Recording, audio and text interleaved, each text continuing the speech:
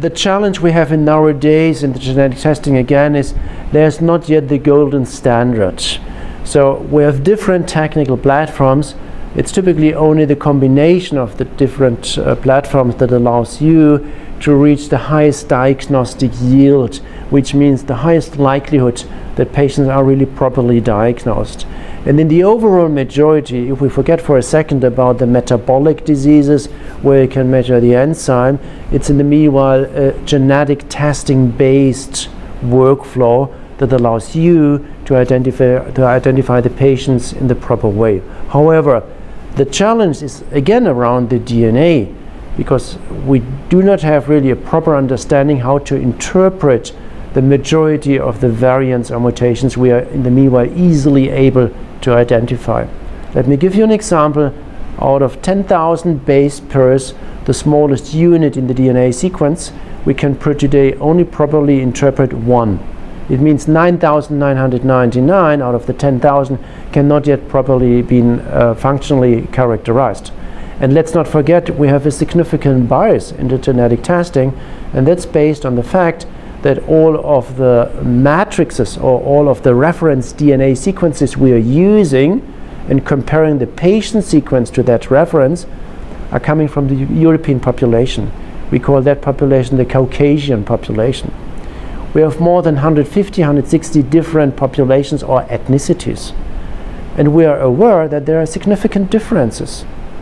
If you're comparing the Japanese, the Chinese, there is not yet really a Chinese population for sure. Also China is very heterogeneous. But let's simplify. The Chinese population to be compared with the Caucasian, significant differences. And if we're doing the genome, it results in the majority of the people in more than 4 million mutations.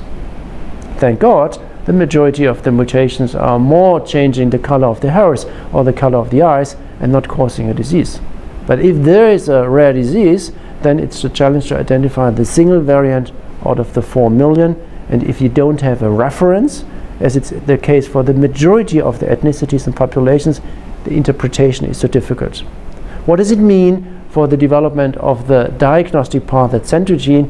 We started, maybe we're actually the only company worldwide from the very beginning on combining different technical layers. We call this the multi-omics approach, because we are combining genomics, the genetic level, proteomics, the protein level, with the metabolomic level, which means the metabolites, typically the products being metabolized from the protein.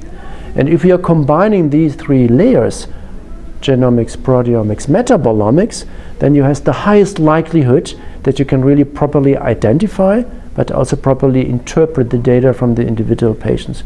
And that makes Centogene very unique. And there's a small piece in the logistics as well, and that means how do you transport all over the world samples to Germany, to Rostock for sure not in the center of the world, so you have also to develop a logistics solution.